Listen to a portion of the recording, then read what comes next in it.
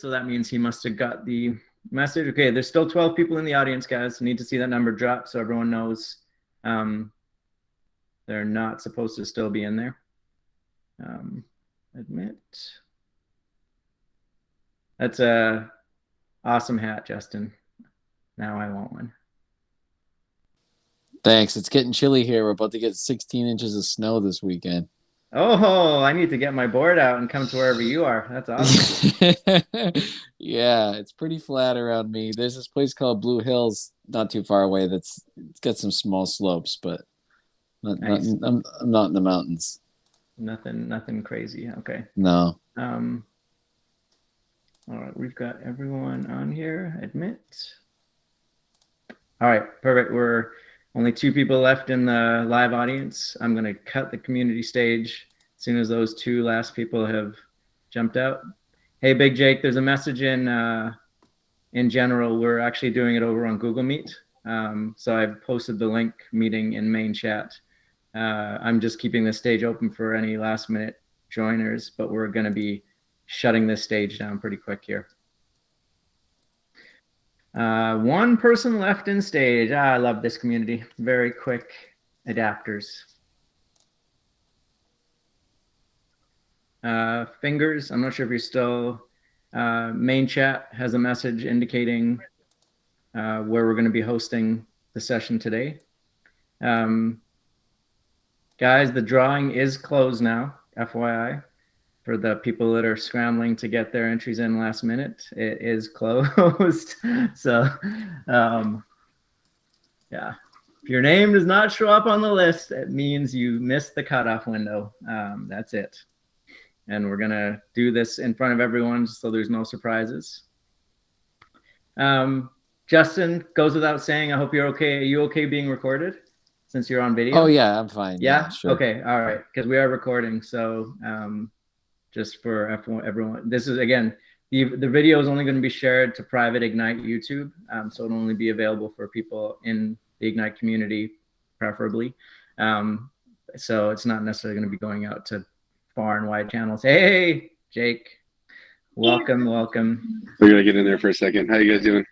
Good. I'm glad you made it over. I know a little bit of a switch up with these cut over to Google Meet, but yeah, glad that everyone. I went to go get my earbuds out of my Carhartts, and I came back and was like, "Something's going on. What did I miss?" Yeah, it's Discord. Unless we're doing a video meeting, which we weren't. We were doing it on the stage. In retrospect, probably should have done it as a video meeting. This way, I'm doing it. The reason for me right now doing it in Google Meet or Zoom or pick your technology outside of Discord. My current video setup absolutely kills me when I'm video sharing or screen sharing in Discord. My entire typing surface just completely locks up. So it's kind of completely counterproductive for me to do it outside in Discord for now. So, all right, I think we have a lot of people here. Awesome.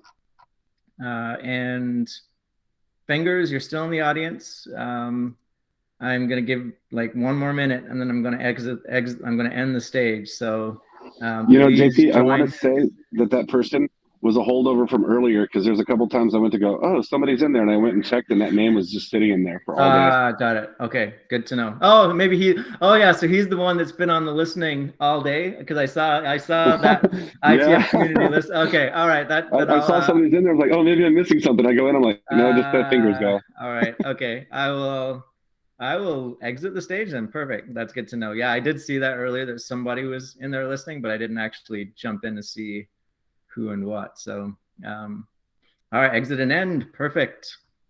All right, we're good, guys. So what I'm going to do, I'm going to screen share here, present the entire screen, and our EVRF Ignite giveaway. Woohoo, fun stuff. So nothing completely impartial, right? No, we've got all the the timestamps of when everyone locked in, 41 people, right? And this is literally a random button. As soon as I click it, it's going to randomly pick one of these right? One of these numbers. So I won't do the whole National Lampoon's drum roll thing because, yeah, we all know how that ended. So let's just click the button and see who wins. There we go. So whoever's address this is, you are the winner, and congratulations. That's as simple as it gets. That's as high tech Yay, as we need to. congratulations. Yay, congratulations. Right? 0xF425. Woohoo! Nice thing about DeFi is no one has to kind of disclose whether, of course, now everyone's quickly screen capturing and is going to madly go and scour that wallet for when this presentation ends, I'm sure. But nonetheless, it's there. So that out of the way, right? We can kind of now focus on what everyone is here for. And we're going to talk about how to buy, right? And, you know, I figure we do this in a couple of different ways. I literally walked through this, and I won't drop any names because I don't want to, right? But I literally walked through this with somebody yesterday, their first time actually even looking at how to go about looking at code for a contract and how to interact with code for the contract. Right? And that's literally all we're doing, right? When you're using things like PancakeSwap, KuCoin, you know, Bog Finance, and you're buying through those mechanics, you're literally buying, right? You're literally buying through a mechanism that allows you to basically talk to the smart contract, right? So if I give you this as an example, right? So I'm going to use GTR, and I'm just going to say Ghost Trader. Sorry, not Ghost Crypt, GTR, and I think that's what I had. Yeah. So if I go buy B as an example, I'm going to go over here, go back over here. This is going to take me to the right contract for, now here's the interesting thing. You're going to look at this, when you look at BSCScan, you're typically used to using BSCScan and putting in somebody's wallet address, right? You're typically putting in somebody's wallet address and you're saying, okay, well, you know, or a contract address. Now here's the thing, this contract here, okay, this is actually the contract for the PancakeSwap router, right? There's the contract address for the PancakeSwap router interface. So when I say bscscan.com and I go to put in that address, you can see who's the contract creator, right? Right, in this case here, right? I'm not actually doing that, right? I'm going to go, right? And you notice all these transactions. Look at all these transactions for the PancakeSwap router, right? I've got add liquidity, swap exact ETH for tokens, right? 366 million transactions total against this contract interface. Why? Every time you're buying on PancakeSwap or on KuCoin or on whatever you name it, this is the smart contract that's being interacted with, right? This is the code, right? So smart contracts, right? Everyone talks about tokens, right? But from a very technical perspective, a smart contract is literal code that runs on a computer in response to a transaction being initiated. Right? So a smart contract is literally code that runs in response to a buy action or a sell action, right? And the initiator for a lot of those transactions is the PancakeSwap, in this case, on BSC, is the PancakeSwap router contract, right? So you'll notice when I've got this contract, right? Here's the contract API, right? You notice that the contract API has functions like add liquidity ETH, remove liquidity, swap exact tokens for ETH, swap exact tokens for ETH supporting fee on transfer tokens. These are all things that behind the scenes, when you're buying transparently via these user interfaces, these functions are getting called, okay? No magic, right? All those UIs just provide you as a nice, easy, non-technical buyer's way to interact with these contract functions, right? So I gave an example today. Right, I'm going to go to GTR, and I'm going to go to the contract, right? So I'm going to go to the contract with GTR. Now, here is the GTR contract interface, right? So this is the Ghost Trader token. You can see the token tracker here. And I'm on the right, I'm going to go to the read contract for that token. You notice everyone was like, JP, how did you check your, let me switch to my Ghost Trader wallet here. I'm going to take my contract at my wallet address. I'm going to scroll down to the is diamond hand function. It's a function on the contract, on the read contract, which anyone can execute. I don't need to be the contract owner. I can paste in my wallet address here, right? And then click query, and it's going to show, yeah, I'm a diamond hand, and here's a, you know, I don't really care about what that value is right now. I care about this flag. Yes, I'm a diamond hand. I just interacted with the code for the smart contract, right? The smart contract runs, right? When I click this query button, there's code running on some computer somewhere, right, that actually responds to that request and spits back a response. Okay. Now, let's go back, right? So EVR, right? I'm going to go back to EV. I think I call it EVR. What did I call it? I said EverEarn. Okay.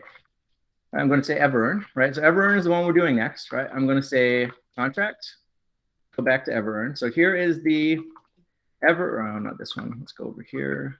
Did I not do, I thought I did that.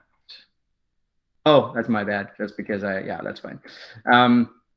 Let's do CTA. And I'll go over here and I'll go up to BSCScan and I'll just give this the, oh shoot, what just happened there? Sorry, I guess I thought I did that. Did I just copy the same contract? No, I didn't. Okay, so I'll do that. That should be the right one. Okay, so EverEarn. So same deal. I'm going to go to the token contract. And remember, right? Smart, right? This is the BSC interface for the EverEarn, right? Smart contract, right? If I go to the contract, right, and go to the write contract. So remember what we talked about. How do I pre-approve everyone here to go and be able to sell EverEarn before having to mess around with their PancakeSwap interface, right? Well, what I'm going to do here is I'm going to go up to my wallet, and I'll just go to one that I just set up for the purpose of this demo. So I just create a BSCScan demo wallet. Where is it? Yeah, BSC demo, right? I'll connect this one, and I'm going to connect this to BSCScan. So I'll connect to Web3. Yeah, MetaMask. Yeah, okay, that's fine. It's going to notice I'm connected, right? And again, just verify I'm connected to 5.6. Yeah, 5.6. So you notice I'm connected now. I'm connected to the smart contract for EverEarn, okay, for the token itself, okay? And here is the approve function, okay? Who is the address that I want to approve spending for, right? I want to actually approve, right? Right? I want to approve. Remember, I'm connected as my wallet, right? I'm approved as my wallet, right? The contract, right? And what I'll do here is I'll do the router contract. I want to approve the PancakeSwap router, right? I'm approving on the behalf of my wallet, the PancakeSwap router to spend any amount of tokens that I specify here in amount, any amount of EverEarn that sits in my wallet, I'm allowing the PancakeSwap router to sell on my behalf. Right? That's what I'm doing with an approved transaction, right? And the amount, right, is there's this special number here, right? So you can see this special number, right? I've got it set up, right? This unlimited, right? This is literally just there's a uint, right? So you'll notice this value here, it's expecting a uint 256, an unsigned integer, right? 256. This is literally the maximum value that can actually be specified for that particular data type. So what I'm actually specifying here is I'm allowing, right now, keep in mind, let me just quickly, just so you can quickly see what's going to happen here. If I go back over here and go to my view in BSCScan, I'm going to view this wallet in BSCScan. The only thing you see in this wallet right now is the small 0.13 BNB that I just sent for the purpose of this demo. That's the only transaction in here, right? I'm connected, right? I'm connected to, right, BSCScan to that wallet. I'm approving PancakeSwap to write. Now watch what's going to happen. I'm going to click write. MetaMask is going to pop up saying, are you sure you want to give permission to access your earn to the PancakeSwap router? It's going to charge me 13 cents. I'm going to say confirm. Go ahead. Right? I just did the approved transaction that you typically do through PancakeSwap when you're doing that whole enable swap business. Right? And again, in a couple of seconds here, You can see the transaction went through on MetaMask. Hasn't shown up yet on, right? Hasn't shown up yet against my wallet, but I will be able to go and see, right, on the EverEarn token, right? If I go and look at the, right, I'll get an approve, right? This approve that you see here, ours should show up here pretty quickly, right? The one that we just did, right? So it's going to show up both in my wallet when it finally does, right? BSCScan is just lagging behind right now, right? And right, it'll show up here at the contract level as well, right? And that allows me, right? So again, what is that going to allow us to do, right? There it is. There's the approved transaction. So I just approved, right? What did I approve? I approved the, right, to the contract, and I gave it an approval to earn for trade on the PancakeSwap router interface. Okay, so that's how that whole approved business can be done before they even go live on PancakeSwap, right? You can be ready to sell by going through the process of connecting your wallet, right? Connecting to the contract address, right? For the token that you want to allow PancakeSwap to be able to sell on your behalf when sell time comes, right? And what have you just saved yourself? You've saved yourself the couple of seconds that it takes a whole enable swap business when you're getting ready to sell that token for profit. Okay. Now here's the thing. This is the contract interface. You notice any functions that the contract provides at the read contract level are ones that you can go ahead and query directly, right? So as an example, right, this is my wallet address, BSC demo, right? Do I have a balance of EverEarn, right? Definitely shouldn't, because nothing's actually traded yet. So my balance is 0, right? And I didn't get it on pre-sale. So my balance of my account is 0, right? Right. And again, even without having a coding background, guys, right? You can look at this read contract and get an idea of what are the kind of things that this contract is exposing to a contract deployer in terms of information that it might actually try to leverage, right? What's the reward weight, right? Do I have a reward weight? Well, I won't right now because I don't have anything, right? But it looks like EverEarn has a reward weight, right, function that probably factors into when they're doing reward distribution, right? Right. So you can look through this, and even without knowing how to write or read Solidity code, getting familiar with understanding just how to look at this interface and recognize that this is a way you can actually interact with the smart contract live. Sorry, this is Ghost Trader, not EverEarn. Right? This is all it is, right? It's every single one of these numbered boxes that you see here on the read contract side of the fence is a way for you to actually interact and query, right, that smart contract for information, right? And likewise, on the right contract side of the fence, right, if I had deployer keys, this is how I would go about doing things like changing tokenomic percentages, right? If this is a tokenomics-based contract, there are typically variables on here that let you set things like what's the marketing fee, what's the liquidity fee, what's the, right? And again, that's just an example, right? But you as a deployer of that contract, right, would be able to modify how that contract behaves. Remember, once a contract has been deployed to the blockchain, you can't change it. It's immutable, it's fixed. But the variables that you can change alter the behavior of how that contract works after it's already been deployed. This is how you can have contracts like all these reflection ones that say, hey, we're going to have a promo where we're going to give away higher reflections for the next 2 weeks. They just tweak their fee percentages to allow for those promotions to happen. Do not need a contract redeployment, right? The times you need a contract redeployment are when you've messed up the contract and you literally need to redeploy net new code. Right? So getting back to buying, right? So here's how we actually do a buy, right? When we actually want to do a buy, we can scroll down to this swap exact tokens for ETH, right? Swap exact ETH for tokens. I'm going to say, okay, I want to buy, right? And again, what do I want to buy here? Let's say I want to buy DTR, right? So I'm going to say, let me just make sure it is, which one? I'll do the buy. Oh yeah, pair, right? So I'm going to say pair. And this should be my, I think that should be it. Or is it not? No, it's not. Hold on one sec. Let me go down to IP, not that one. Should have got this organized a little bit beforehand. That's fine. I can do it longhand. All right, so I'll do this. I'll do it longhand. So I'm going to swap exact ETH for tokens. This is literally what PancakeSwap is calling behind the scenes, guys. Okay, I'm going to say I want to spend 0.1 BNB. Now, here's where the beautiful thing is. All that messing around that you do with slippage that is there to protect you from kind of not getting wrecked on, you know, fast-moving launch windows, as an example.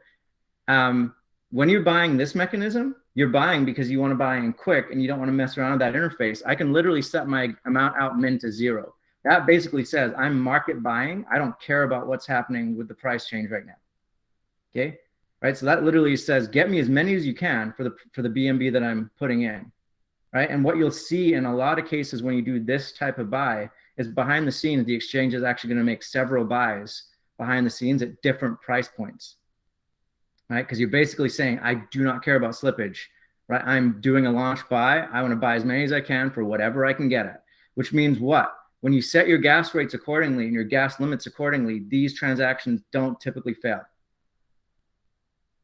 Okay? Because the slippage mechanism in place at the exchange user interfaces is there to help you have a failure if it goes outside of your price window, right? And so you can imagine this mechanism in conjunction with the way most bots buy don't care about slippage. Okay. Right. So you'd literally put in right now, this path address is what? It's the address of BNB, right? So BNB is the input currency.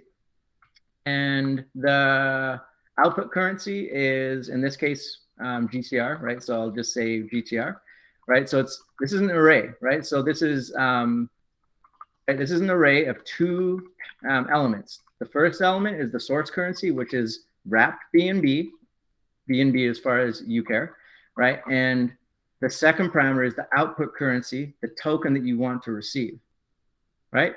The to address, right? Well, this is just your wallet address, right? Just copy your wallet address and say, okay, where I want the token sent when I buy is to my wallet address.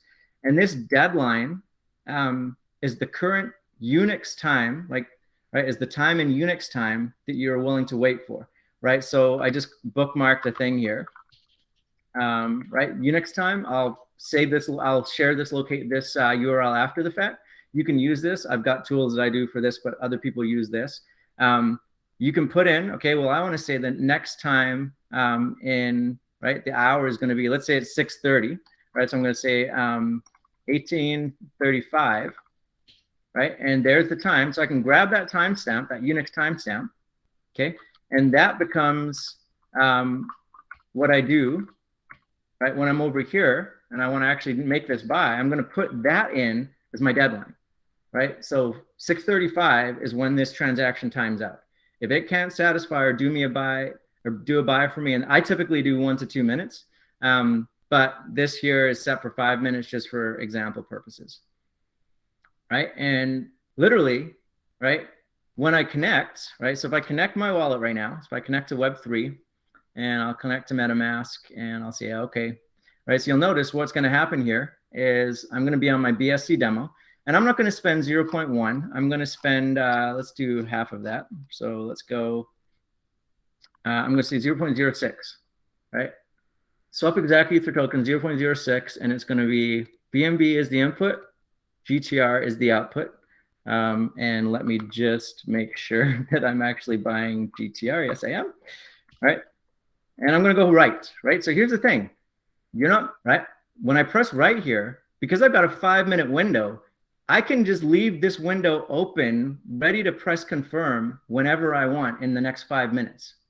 Right. So again, you understand the benefit there of having the request queued up, right? With a long expiration, ready to hit confirm as soon as I want to buy, which is what? Maybe as soon as the full launch window opens up, right? So that I know I'm okay. I can click confirm, right? It's going to go ahead and confirm. Transactions went through now, right? It's going to do its thing, right? Sitting there, swap exact ETH for tokens, supporting, right? Like it's going to do its whole thing. Give it a minute. And I'm going to go back over here to BSCScan, right? Notice my tokens are down 0.0682. So the buy went through. And if I view the account in Explorer, I should now see some, give it a minute.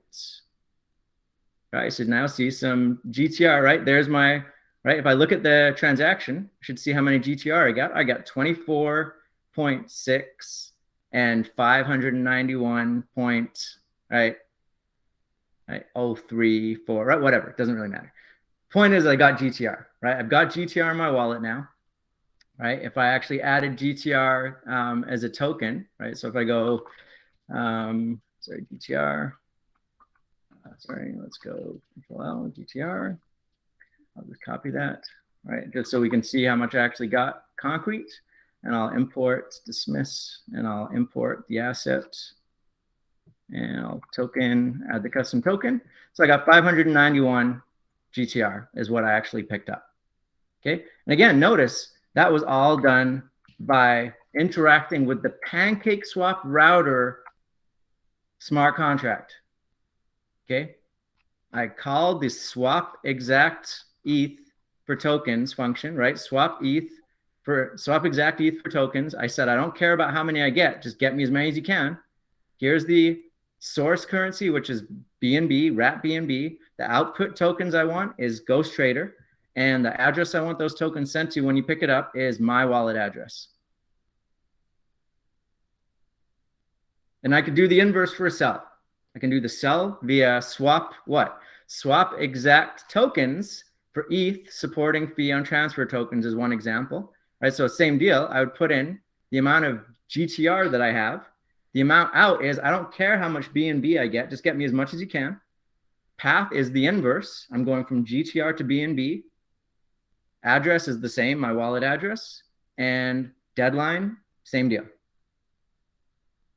Okay, so that is the nutshell of how to do all the stuff that you do through all the user interfaces that you use, specifically when you're dealing. Now, here's the thing. This mechanism works across chains, right? All this, the code for smart contracts, everything forked pretty much from like, I mean, most of these things are based off of Ethereum forks anyway. So if you learn how to do this here, you can switch over to AVAX, use the exact same mechanism when you're on Snowtrace, right?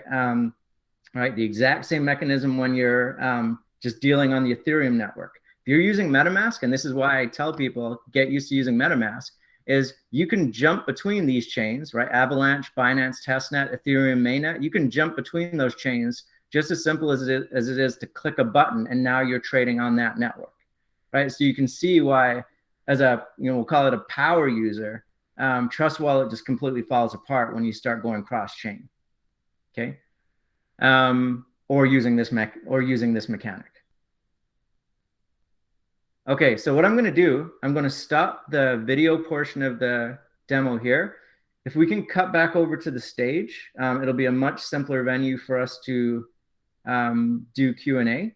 But at least this part of it is done, and we can kind of conclude the technical part of the kind of screen sharing part of this demo. So I'm going to switch back over to the primary stage, to the ITF community stage, and look to see you guys all there. All right, so feel free to throw your hand up if you got questions, guys. It's all Q&A from this point. So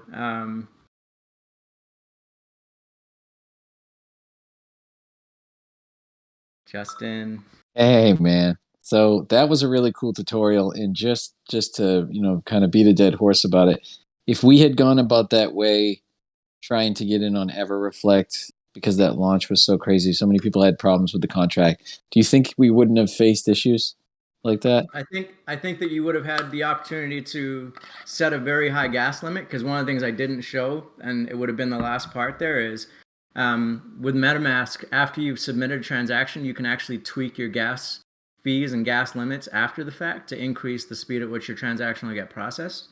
So yes, there's a much higher probability that you will get into things like that using that route versus contending with other people at the user interface level. Because the problem is when you're going through things like PancakeSwap, when your transaction fails, you kind of have to repeat your entire process again, right? Whereas you can keep that set of queued inputs fully filled in MetaMask or on the BSC write contract. You can keep it fully filled in, and the only thing that you need to tweak from moment to moment is the timestamp at which you're willing to have it elapse in. So it's actually much faster to do repeated attempts. Now, couple that with, and now this will be another demo, not for today, couple that with tools that I can teach you guys to use as an end user to actually fully automate that process, even not as a bot buyer.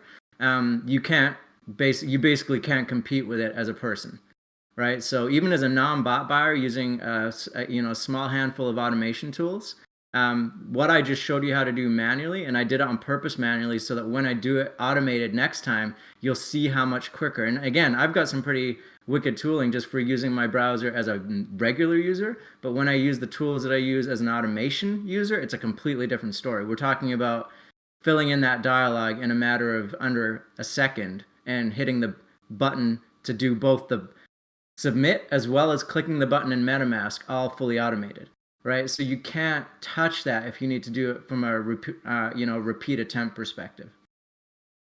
Right. That's huge. I really appreciate what you just showed us. It opened up my mind in a way that I didn't know that things like that were possible. So I can't wait to try it myself. No, that's what that's what these sessions are for. And literally we're going to be just totally scratching the surface when it comes to getting some of these things kind of shared and across to people. That's the advantage we want our community to have, right? Even if they're not buying with us, we want them to have that advantage going out there and trading as individuals as well. As if I didn't think ITF could get any cooler, and you just keep delivering. We're trying. Okay, let me see if there's any other questions. Right. So here's the thing. One thing that I want, the one thing that I wanted more than anything, independent of this is how you buy, I really wanted to demystify. Like, there's a lot of kind of smoke and mirrors around smart contracts, and they're literally just code, right? They're just code that. Now, here's the thing. Technically, from a technical perspective, the implementation of how the blockchain works is actually fantastic in implementation, and it is literally, it's literally the technology, the technological advancement of this, kind of economic generation in terms of what it actually supports outside of just crypto. Consensus algorithms that work at scale, that can allow for transactions to be done out of band, agreed upon by a majority, and it's actually a lot of what I've done, not in the last couple of years, but the years prior to the last couple of years, dealing with consensus algorithms to actually that ended up supporting, right? So things like Paxos, and they all they're very complicated, very, very, very technically complicated. And the blockchain, independent of what people know it as for crypto, is an incredible technological achievement for what it actually opens up outside of just the crypto space. And so, but that being said, those technical complications aside, what people need to understand is smart contracts are code that you as an end user can interact with directly, right? Directly, right? The BSCScan interface is the mechanism that you can use to interact with any smart contract that's deployed to the Binance Smart Chain, right? If you have the contract address, you can connect to that contract, go to its write or read contract interface on BSCScan, and start literally invoking behavior on that contract.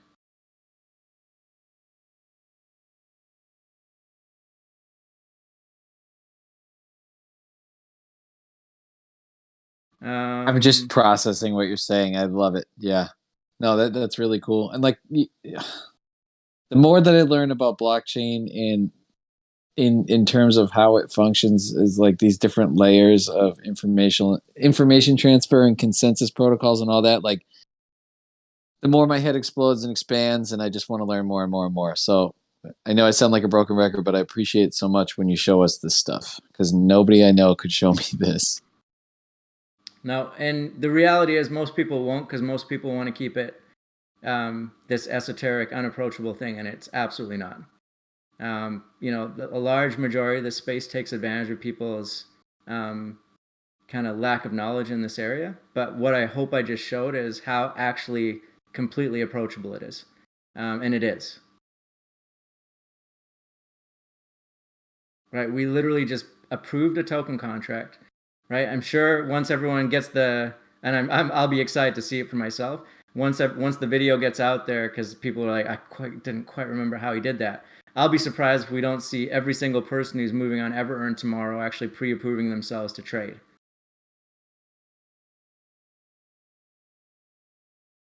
I'm definitely going to watch that video 5 or 6 more times, and that's how I'm going to be buying everything from here on out. Right. So, right. Right. And again, if you're going to go this step, to go what I just talked about, do yourself a favor and get off Trust Wallet. Okay. That's not me slamming Trust Wallet. I'm just saying that once you understand these mechanics, you know, when a new blockchain implementation opens up, right? Let's say, Dot or Avalanche or one that you haven't, and you want to trade on it. You don't even need to wait for an exchange UI to come into play. If the exchange that's going to be building a UI and give it to end users comes out, they're going to build the smart contract first before they build the user interface, right? Meaning what? If you understand this mechanic, you can actually be one of those people that's early trading on these new blockchains before the actual exchange UIs are in place.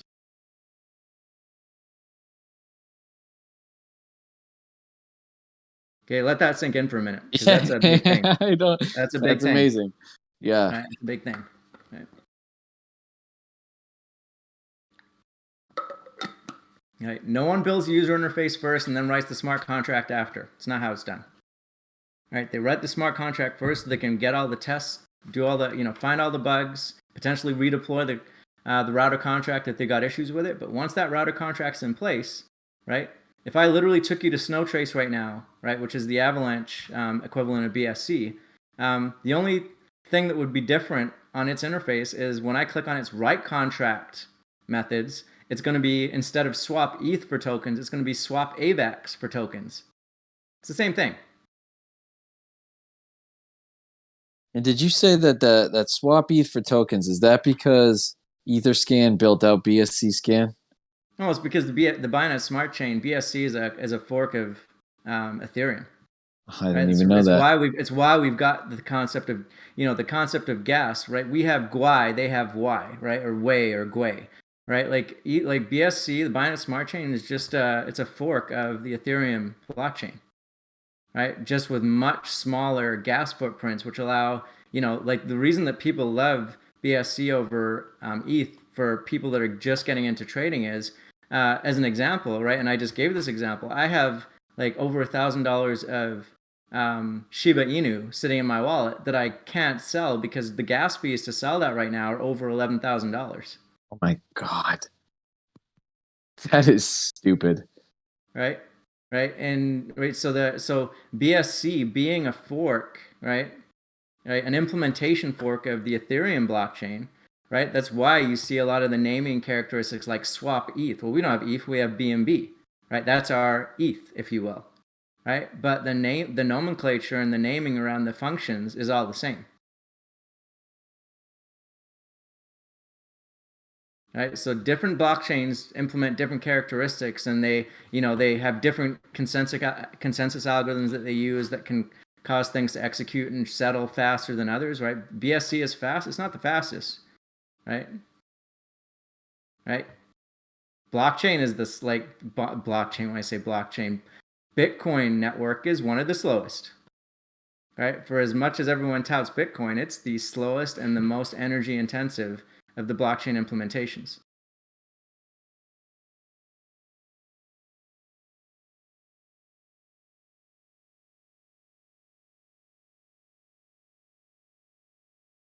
Right? And this is why, and we'll do this at latter points, right? Other informational sessions, right? We can go through and do the whole, what is blockchain really, right? Understanding what blockchain is independent of crypto is actually, in my opinion, a useful thing to have behind your belt. Why? Because if you understand what blockchain is, you'll understand how all these, and I'm going to call them tokens that are, and let me say this, I'm going to go on record and say this because I've said it, and I've said it in chat, and I have no problem saying it.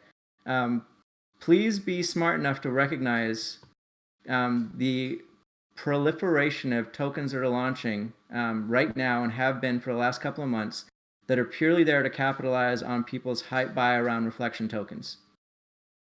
Okay, they have no business model. They have no concept of what it means to actually potentially build a company, and that's fine. They're fully aware of that as well. Okay, right? These are companies, right? First and foremost, the startup space is about companies that have a product idea that they need funding to build.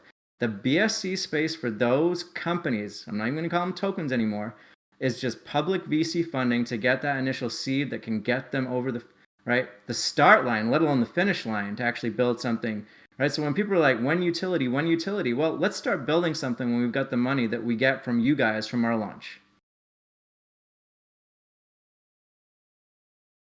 Yeah, it's weird because in my own life, so with businesses that I've owned, started, run, tried to get investment for, did get investment for, all that, you need to show like even some way that either you have a patent or you have a copyright, or you definitely can't come to the table with investors without a solid ass business plan.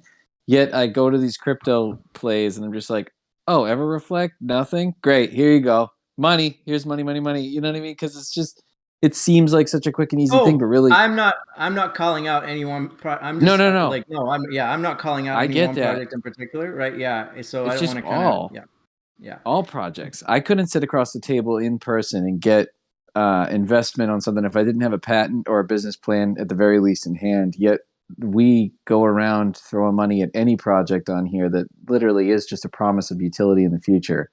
It's this is I'm not even saying this as a plug or whatever, but this is why I wanted to go into GTR hard to be a part of it, because they started as a business. There was utility before I knew about them, and like it's so different. And now that I've been exposed to that, like that for me, if I'm gonna have my quote investments on the blockchain, they're definitely gonna have to be in companies that are already functioning in some way in the real world. Otherwise, it's just a Well, play. and this is where, so here's the thing, and again, this is a conversation for another time.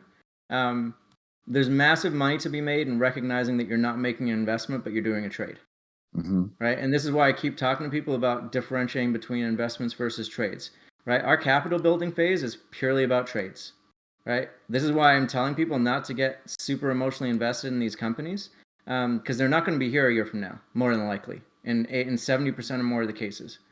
Okay, they'll have made their launch month or half year revenue, and won't need to do anything more than that, right? Again, if you sit down and do the math, and we've done the math, like it's going out of style, what these team allocations make, in terms of, right, money earned, right? Forget about the big. What's the big pitch? We've got dev wallet locked for 5 years. Big whoop-de ding. Okay, right? Lock your BUSD for 5 years. Show me that you're actually there for, right? Lock 75% of your BUSD for 5 years, right? Right? Show me that you're actually there to actually build something, right? And I'm not saying, right, that's not me critiquing these tokens and these companies' business strategy, because again, if the business strategy is a simple, we're trying to money grab, and I'm saying that in a non-negative way, right? All of them are succeeding right now, right? So as a trader, right, this is why I do not get emotionally invested in these trades, because I'm not investing in them as a business. Okay, be clear, right? And again, everyone's like, "What's JP's personal?" I'm not. I literally have maybe one handful worth of investment level moves that I do on the BSC space, and the rest are all straight up trades, right? They're there to make money. We are there to make money so we can move on to the next position. That's it.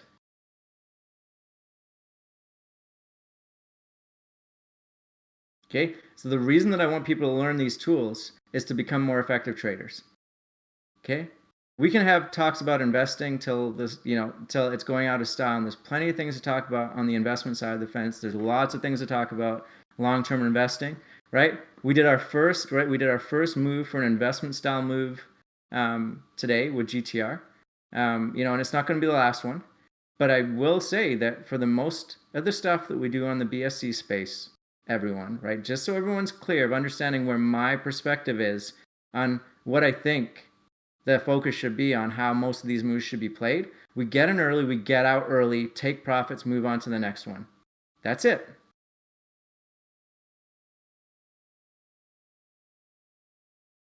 I finally understand, JP. and I see exactly what you're saying. And without ITF, I probably wouldn't have realized this. So again, kudos. Thank you. Right. I'm all for, and I'm very happy and very happy for these teams that walk away with big paydays. Right.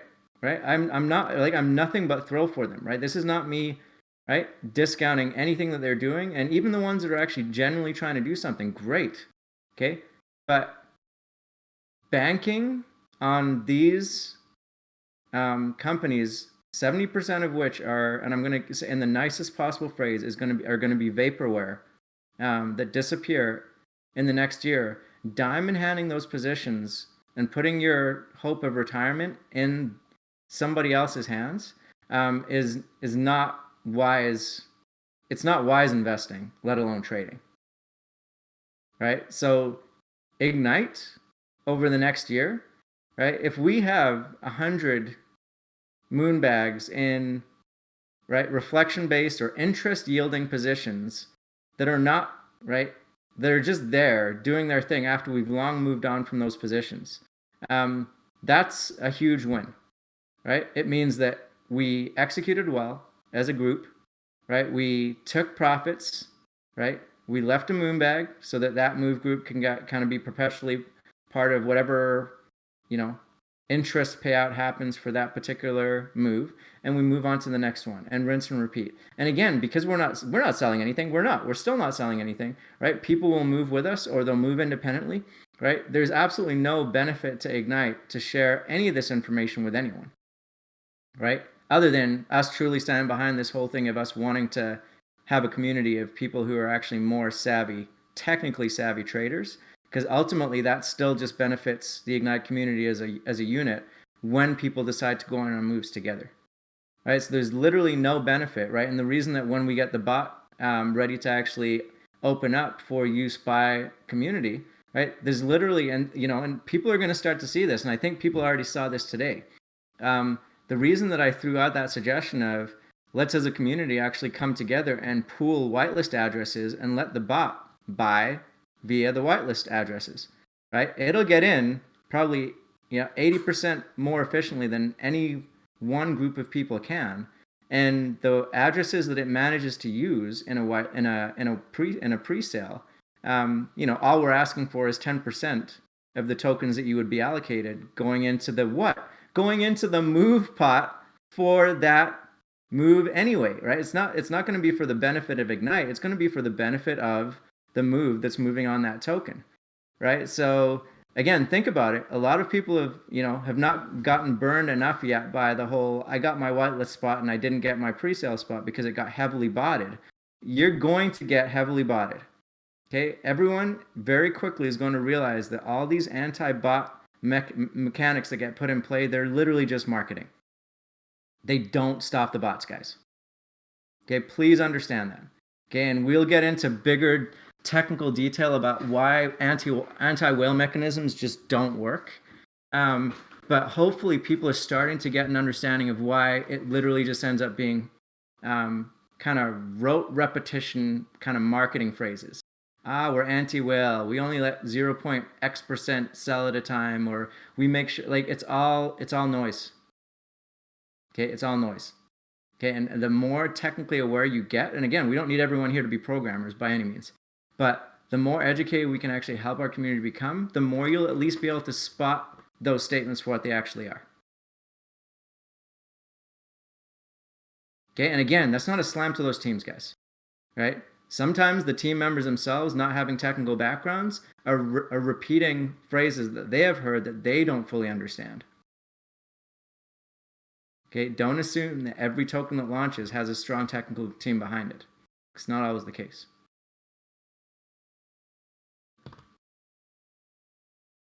BK, you're up. I saw you came up. What's your question?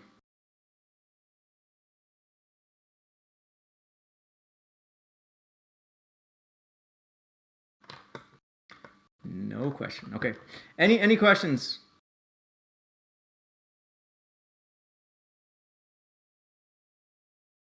Not for me. I'm set. Thank you. All right, awesome. I'll bring up 217.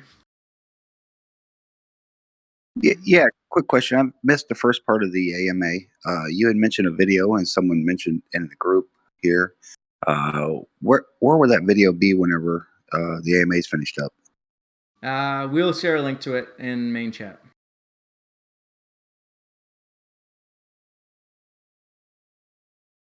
Yeah, we will share a link to it in main chat. When it's processed, so we have to the video will have to be processed, and then after it's processed, then we will drop it somewhere where people can actually get access to it. Sober. Hey, I'm cooking dinner right now, but I just wanted to say thank you. Appreciate all the time and effort you're putting into this. It's awesome, man. Awesome, thank you. Yeah, you're welcome.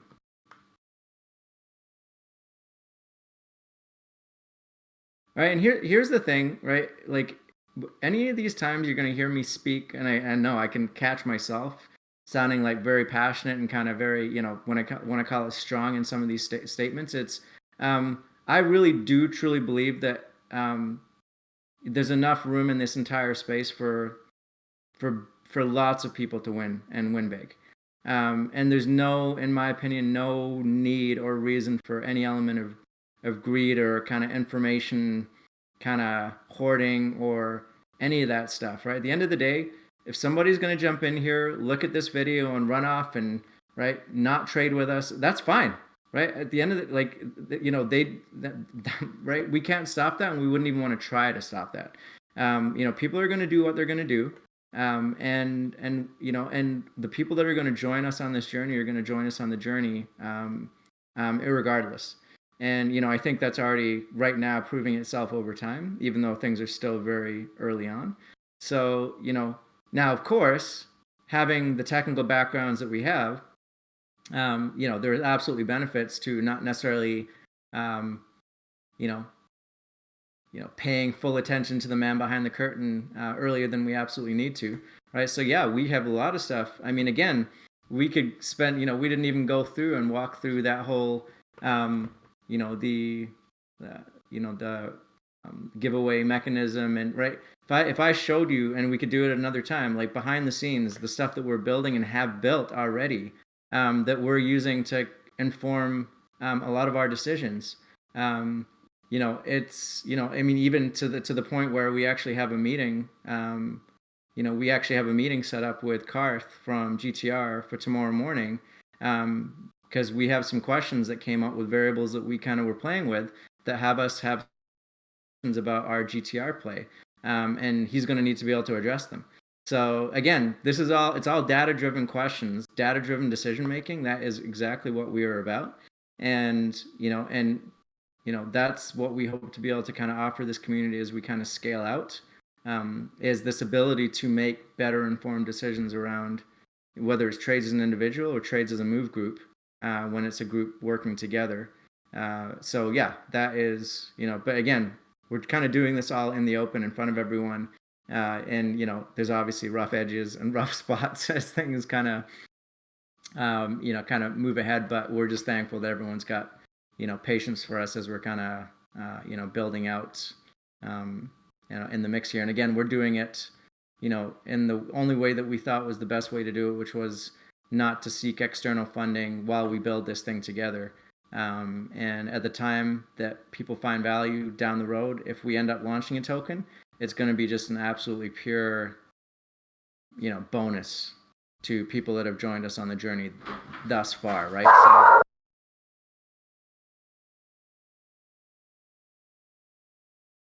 any questions?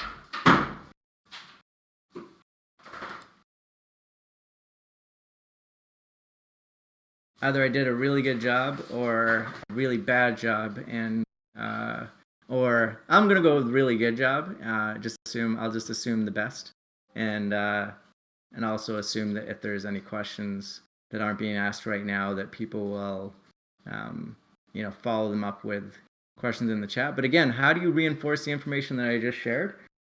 This is where, as a, even as a group, people could get on the voice stage, not even the voice stage, like a voice chat, and say, hey guys, I'm going to do a walkthrough of trying to apply what JP just showed us.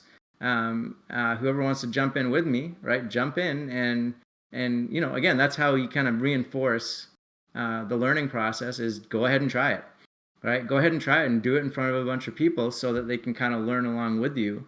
And yeah, there could be, a lot of benefit there. So, oh, sorry. I think somebody wanted to speak, but I wasn't noticing. Here, BK, I'll unmute you. I think you were trying to speak. I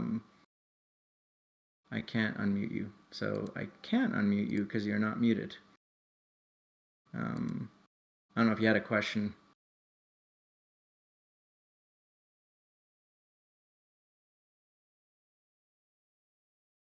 All good? Okay. Well, I don't want to keep anyone. Oh yeah, that was my dogs. I got attacked by a monster. My wife walked in and my dogs just went nuts. Yeah, that's what that was. Thankfully, sitting here in one piece, which is I appreciate the concern. All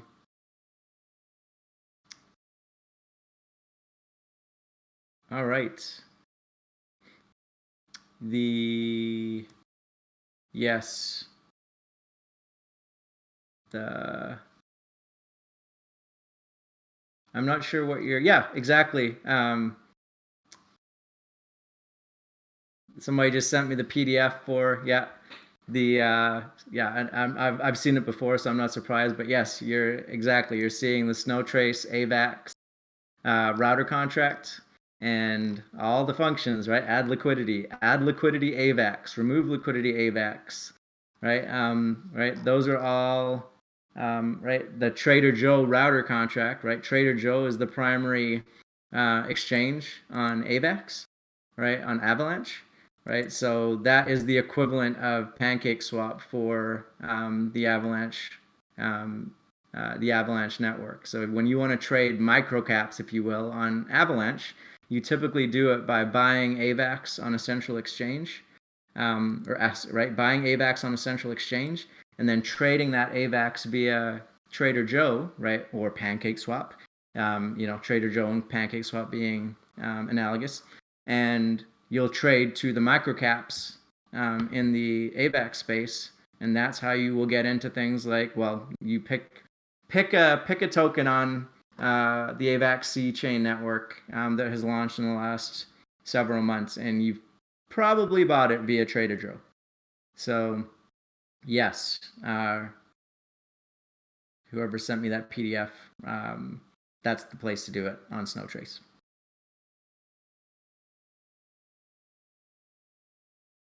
I'm not seeing any questions, so I think we are good to go.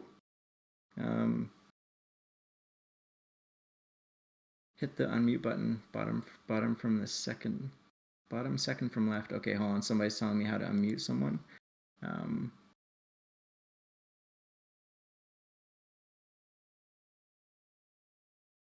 Yeah, I don't see that. I'm not even seeing that button. Yeah, I can't. They're not muted for me, and I can't unmute them. I'm not even sure how to. Yeah, it's if I right click on them, it shows them not as muted. Sorry, BK. I'm not figuring out. Not sure how to get you unmuted. Sorry. Missing.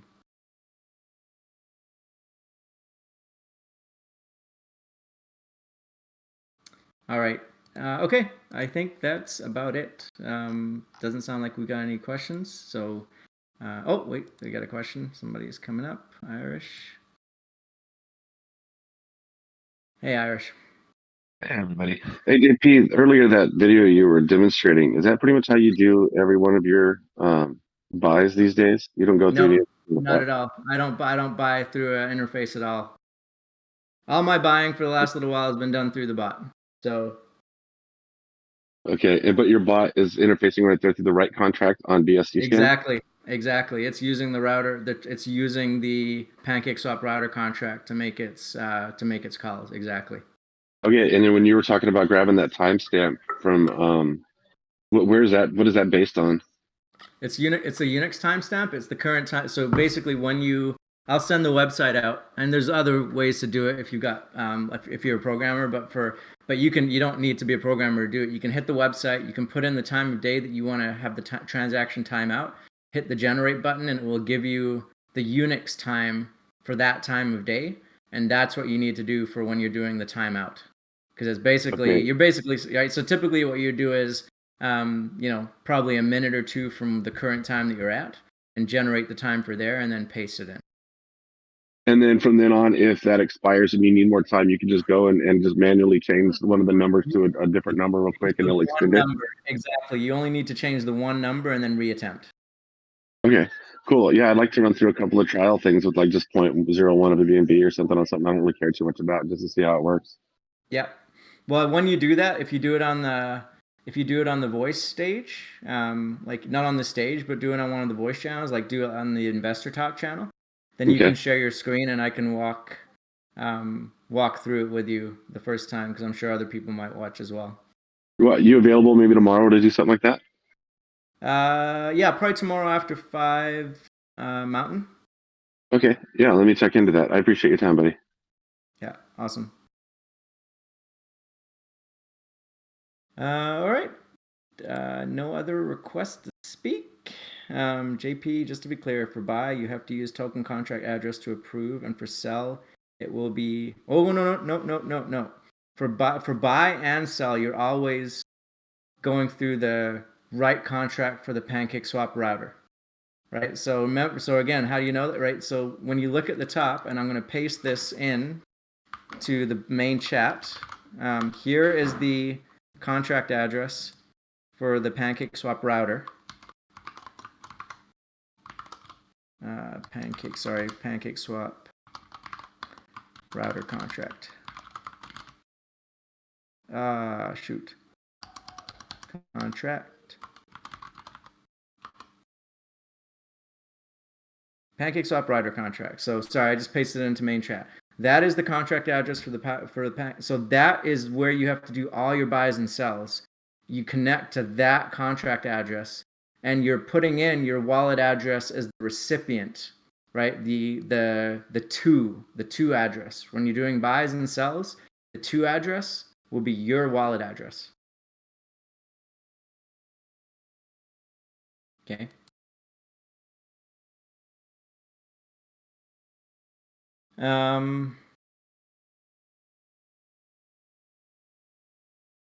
Let me see what else.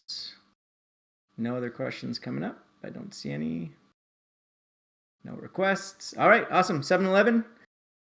Learning how to be a bit more terse in my delivery. So I think I will call it at that if everyone's okay. And carry on coding, ready for this launch tomorrow. Excited about the EverEarn launch, purely for just a good test of the bot.